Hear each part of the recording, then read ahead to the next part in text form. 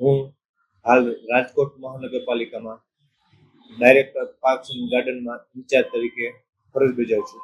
મારું નામ ડૉક્ટર ભાવેશકુમાર રમેશભાઈ જાટાસણિયા. આપણે રાજકોટ મહાનગરપાલિકાની વાત કરીએ તો રાજકોટ મહાનગરપાલિકા સંચાલિત જે બગીચાઓ છે એ હાલે 179 બગીચાઓ છે. આ ઉપરાંત આપણે દર વર્ષે 3 થી 5 જેટલી સંખ્યામાં નવા બગીચા બનાવીએ છીએ. સાથોસાથ બગીચાની સાથોસાથ આપણે અર્બન ફોરેસ્ટ એટલે કે પ્લાન્ટેશન વાળો પ્લોટ, જેથી કરીને વાતાવરણમાં ઓક્સિજન અને શુદ્ધ હવા વધુ પ્રમાણ મળે એ માટે પણ આપણે બનાવી રહ્યા છીએ. અને હાલે આપણે 20 જેટલા આપણે અર્બન ફોરેસ્ટ કહીએ તો એની ડેવલપમેન્ટની કામગીરી ચાલુ છે.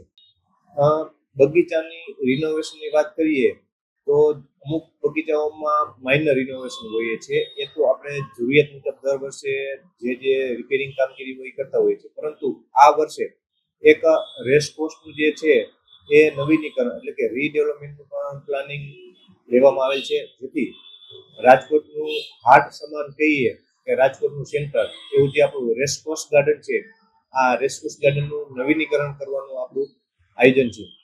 આ ઉપરાંત જોઈએ તો આ વર્ષે અન્ય 3 નવા ગાર્ડન અને વાત કરીએ તો ગાર્ડન આપણે લોકોને મનોરંજન માટે છે. આ ઉપરાંત ગાર્ડનમાં મુખ્યત્વે ગ્રીનરી હોય છે, જેથી જોઈએ તો આ એક પર્યાવરણના સુધારા માટે પણ એક ખૂબ મોટો ભાગ ભજવતો હોય છે. અને આપણે જે અર્બન ફોરેસ્ટ હવે ડેવલપ કરીએ છીએ એમાં જે વાતાવરણ શુદ્ધિકરણ થાય, શહેરમાં ગ્રીનરી વધે, એમાં બહુ મોટો ફાળો રહેતો હોય છે.